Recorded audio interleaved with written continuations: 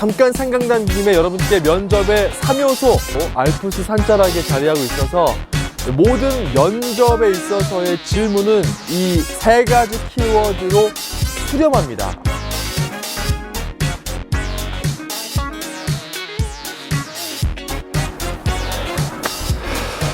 안녕하세요 여러분, 뉴스데드입니다. 저는 지금 오스트리아 잘츠부르크와 인스부르크 사이에 있는 작은 도시 성 마튼이라는 도시에 와 있습니다. 지금 교회 종도 치고 있고요. 보시는 것처럼 너무나 아름다운 산맥도 있고 알프스 산자락에 자리하고 있어서 많은 스키 타는 사람들도 보이고 자연 경관도 정말 아름답습니다. 이곳에 친구들과 함께 여행 중인데요. 잠깐 생각난 김에 여러분께 면접의 3요소 정리해 드리고자 카메라를 켰습니다. 모든 면접에 있어서의 질문은 이 3가지 키워드로 수렴합니다. 모두 이 3가지를 물어보기 위한 질문들이에요. 그러니까 여러분들께서 이 3가지 개념에 대해서 이해를 하시고, 지금 저 면접관이 나에게 하는 질문이 이 3요소 중에서 1, 2, 3번이라고 치면 1번에 해당하는 질문이구나, 2번을 알아보려는 질문이구나, 저 이야기는 나의 3번을 짚어보려는 질문이구나, 이런 것들 여러분들께서 확인하고 또 알고 대응할 수 있기 때문에 상당히 중요한 개념이라고 할 수 있겠습니다. 먼저 첫 번째, 깜냥입니다. 깜냥은 우리말로 일할 수 있는 능력, 이런 것이겠죠. 실질적으로 업무를 수행할 수 있느냐 없느냐, 이거는 회사에서 사람을 뽑을 때 굉장히 중요한 요소입니다. 기껏 사람 뽑아놨는데 아무리 가르쳐도 이 사람이 일머리가 없고 결국은 일 처리를 못하게 되면 회사로서는 생산성이 떨어지고요, 뽑은 이유가 없겠죠. 인건비가 아깝게 됩니다. 이렇기 때문에 기본적으로 일할 수 있는 능력이 필요한데, 그 일할 수 있는 능력은 보통 실무 면접 등을 통해서 거르게 되죠. 실질적인 실기 시험을 치게 하거나 아니면 면접 과정에서 실무와 관련된 질문들을 중점적으로 물어봅니다. 가령 예를 들면 언론사의 경우에는 만약에 뉴스 앵커를 뽑는다, 1년 동안 2년 동안 뉴스를 데일리로 했는지, 아니면은 일주일에 한 번씩 했는지, 어쩌다 한 번씩 있을 때마다 했는지, 이런 것들. 왜냐하면 뉴스 앵커 같은 경우는 데일리로 뉴스를 해 나갔던 경력이 굉장히 중요하기 때문에 그런 것들을 물어보게 되는 거죠. 언론사가 아니라 하더라도 일반 직군에서 다른 경영 파트든 마케팅 파트든 인사 파트든 직무와 관련된 전문적인 지식, 기본적인 요건들을 충분히 이 친구가, 이 지원자가 잘 이해하고 있는지, 알고 있는지, 지금 당장 많은 것들을 모르더라도 조금이라도 가르쳐 주면은 알아들을 수 있는 기본적인 ABC를 알고 있는지, 이런 부분들에 대해서 물어보는 바로 그 부분이죠. 자, 그리고 바로 두 번째, 동기입니다. 이 회사에 왜 지원했는지, 이 친구가 우리 회사에 왜 지원하는지, 이 친구가 우리 프로그램에 왜 지원서를 넣고 지금 이렇게 면접을 보러 왔는지, 이 부분에 대해서 물어보게 되어 있습니다. 그 의도는 이겁니다. 얘가 도망가지 않을까? 여기서 배운 정보와 능력을 바탕으로 여기서 능력을 발휘해야 되는데 정작 기껏 키워놨더니 다른 회사로 가서 일 처리를 하게 되거나, 아니면 정말 잠깐 시험만 보러 온 뜨내기가 아닌가, 이런 것들을 따져보기 위해서 이 사람이 왜 이 회사에 지원했는지 그 지원 동기를 점검합니다. 여기에서는 그 직무에 대한 지원 동기가 있을 수 있고요, 그리고 이 회사에 대한 지원 동기가 있을 수 있죠. 이 일을 왜 하려고 하는지에 대한 본인만의 확고한 가치, 가령 다른 직군에 있다가 이 직업을 다시 본인이 좀 재도전해서 새로운 삶을 살아가겠다, 내가 통역관이었는데, 내가 일반 기업에 다녔었는데, 혹은 내가 파일럿이었는데 아나운서가 되겠다, 기자가 되겠다, PD가 되겠다, 이런 식으로 나오게 되면은 굉장히 채용하는 사람들 입장에서는 왜 멀쩡한 직장 놔두고 멀쩡한 전문적인 일을 놔두고 왜 여기에 지원하는 거지? 이런 것들을 궁금해할 수 있잖아요. 그래서 그 직업, 그리고 그 직무에 대한 그런 이해도, 이런 것들을 물어보면서 넌지시 이 일을 그냥 흥미 차원에서, 호기심 차원에서 하고 싶어 하는 것인지, 아니면 정말 의지가 있는 것인지 확인을 하게 되는 거죠. 그리고 이 회사에 대한 질문, 과연 이 회사, 우리 회사에 대해서 얼마나 알고 있을까? 우리 프로그램에 대해서 좀 본 적은 있을까? 우리가 만드는 제품에 대해서 이 친구는 어느 정도의 이해도를 가지고 있는 것일까? 우리 회사에 대한 충성도를 따져볼 수 있는 좋은 질문들을 많이 던지게 되겠죠. 지원자들 입장에서는 회사에 대한 기본적인 정보, 그러니까 이 회사의 역사, 이 회사에서 주력으로 판매하고 있는 제품들, 서비스들, 여기에 대한 이해는 꼼꼼하게 확인하고 가셔야겠죠. 그리고 내가 이 회사와 어떤 연이 있는지, 어떤 관계가 있고 굳이 이 회사를 선택한 이유가 무엇인지를 풀어줄 수 있는 스토리가 있으면 더 좋아요. 스토리텔링이 될 수 있기 때문이죠.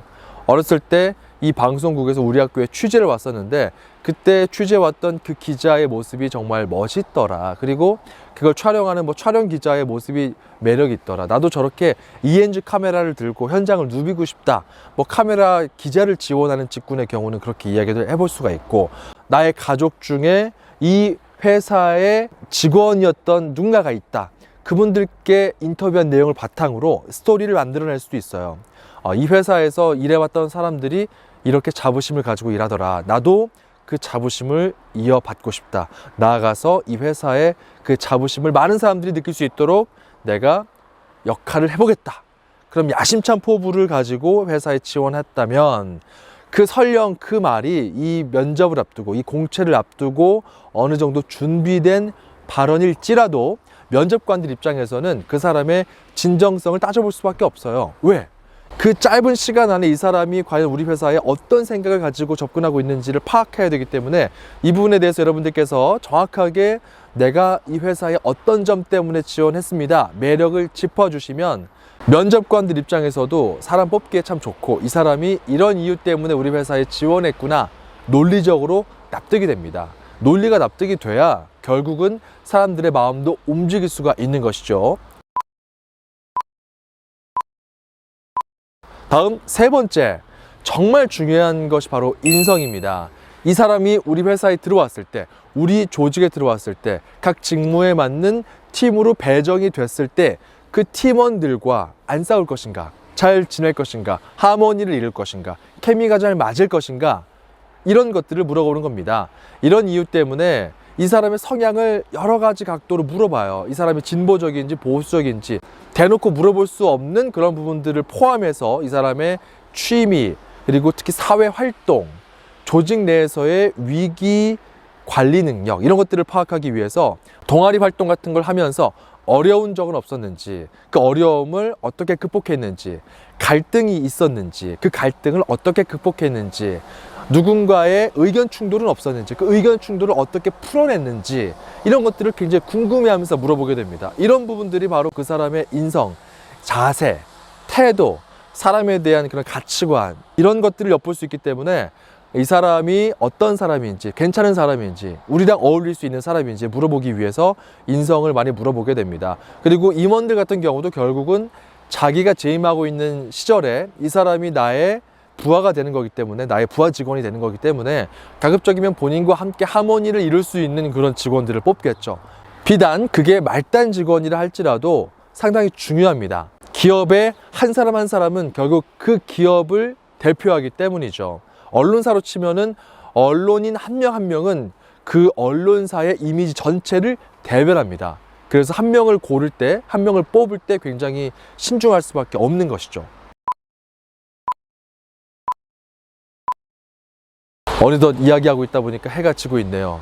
점점 추워지고 있는데 끝까지 한번 열심히 해보겠습니다. 만약에 지원 동기, 인성, 이 두 가지가 없더라도 깜냥이 정말 출중하다, 당장 우리 일할 사람이 필요하다, 단기적으로라면은 그런 사람도 뽑힙니다. 하지만 좀 중장기적으로 정규직이나 같이 오래 일할 사람을 뽑는 회사에서는 인성과 여러 가지 지원 동기, 이런 것들을 따져 물어서 이 사람이 2년, 3년, 5년, 10년 쭉 우리 회사와 함께 할 수 있는 사람인지 아닌지를 구분하고 판명하겠죠. 무엇보다 중요한 점은 이 세 가지 요소를 여러분께서 준비하면서 여러분이 거짓말을 하면 안 된다는 점입니다. 왜냐하면 여러분이 네모인지 세모인지 동그라미인지 정확하게 내가 어떤 사람인지를 알려줘야 그 짧은 시간 내에 면접관들이 우리 조직에는 동그라미가 많아, 우리 조직에는 세모가 많아, 우리 조직에는 네모가 많아. 그래서 네모가 많으니까 동그라미가 하나 있으면 좋겠네.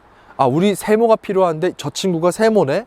이렇게 판별할 수가 있습니다. 여러분께서 정확하게 내가 어떤 성향의 사람이고 어떤 능력을 갖췄는지 그냥 속으로 끙끙 앓는 사람이 아니라 직설적으로 얘기하는 사람이다. 이렇게 정확하게 자기 자신을 얘기해 주라는 것이죠.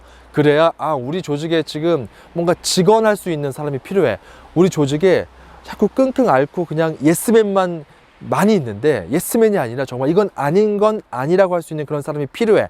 이런 내적 수요에 따라서 지원자를 구분하고 뽑게 될지 말게 될지 이걸 판별할 수 있겠죠. 그렇기 때문에 여러분이 어떤 사람인지를 자기소개서 쓰는 단계부터 생각하시고 분석하시고 사유하시고 분류하면서 내가 어떤 사람이다 이것을 여러분께서 정확하게 판단하고 그걸 깔끔하게 정리해서 면접관들한테 그 짧은 시간 안에 어필하는 것, 이게 면접을 성공시키는 가장 빠른 지름길입니다. 코가 막혀버렸어요. 코맹맹이 소리가 좀 나는데 양해 부탁드립니다. 도움이 되셨는지 모르겠습니다. 제가 간단하게 이렇게 자동차 여행 중에 여러분께 면접의 3요소에 대해서 말씀을 드렸는데 이 3요소의 중요성을 여러분께서 인지하셨으면 좋겠고요. 도움이 되셨다면 구독과 좋아요를 부탁드리겠습니다. 자, 면접과 공채, 스피치 관련 좋은 콘텐츠로 앞으로도 계속 여러분들께 도움 드리겠습니다. 그럼 안녕히 계세요.